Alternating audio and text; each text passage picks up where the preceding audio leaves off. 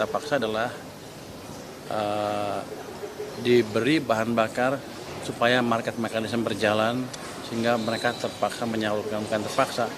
Yang biasanya tadinya santai-santai, terpaksa berpikir lebih keras sedikit, kan mereka pintar nih untuk mencari proyek-proyek yang bagus, untuk menyalurkan dana itu supaya tidak mengalami negatif carry, negatif spread gitu. Jadi dengan cara itu hampir pasti uang akan nyebar di sistem perekonomian dan ekonomi akan tumbuh lebih cepat. Kredit pasti akan tumbuh. Beda gaya Sri Mulyani dan Purbayayudi Sadewa dalam mengelola keuangan Indonesia.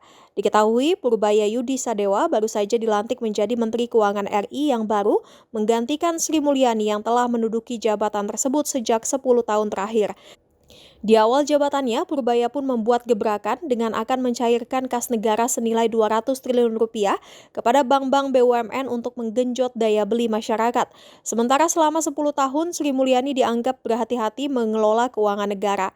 Perbedaan gaya Sri Mulyani dan Purbaya itu kemudian disorot ekonom Universitas Gadjah Mada Sekar Utami Setiastuti, seperti dimuat Kompas TV pada Jumat 12 September. Sekar mengakui bahwa Sri Mulyani dan Purbaya memiliki gaya berbeda dalam mengelola keuangan Indonesia. Selama kepemimpinan Sri Mulyani, arah pengelolaan keuangan Indonesia memang lebih ke arah stance konservatif.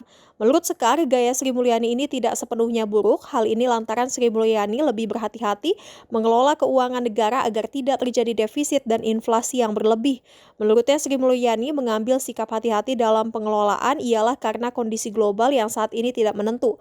Sehingga apabila ekonomi dunia kembali diguncang seperti saat pandemi COVID-19, Indonesia masih memiliki stimulus untuk memulihkan diri. Gaya pengelolaan keuangan ini juga bisa menjaga kredibilitas fiskal, menjaga fundamental, menjaga kepercayaan pasar, dan menjaga rupiah agar stabil. Sementara gaya pengelolaan keuangan Purbaya memang jauh lebih ekspresif, di mana Purbaya berencana menarik 200 triliun rupiah dari Bank Indonesia untuk membuat roda ekonomi berputar. Hal ini, kata Sekar, harus dilakukan secara hati-hati, sebab apabila tidak akan menimbulkan inflasi yang tidak terkendali.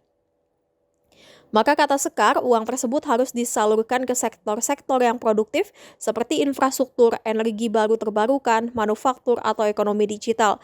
Uang tersebut, kata Sekar, tidak akan berdampak apabila dialirkan ke konsumsi atau ke korporasi besar, sebab dikhawatirkan terjadi kredit macet dalam pengelolaan keuangan tersebut sehingga terjadi inflasi besar-besaran.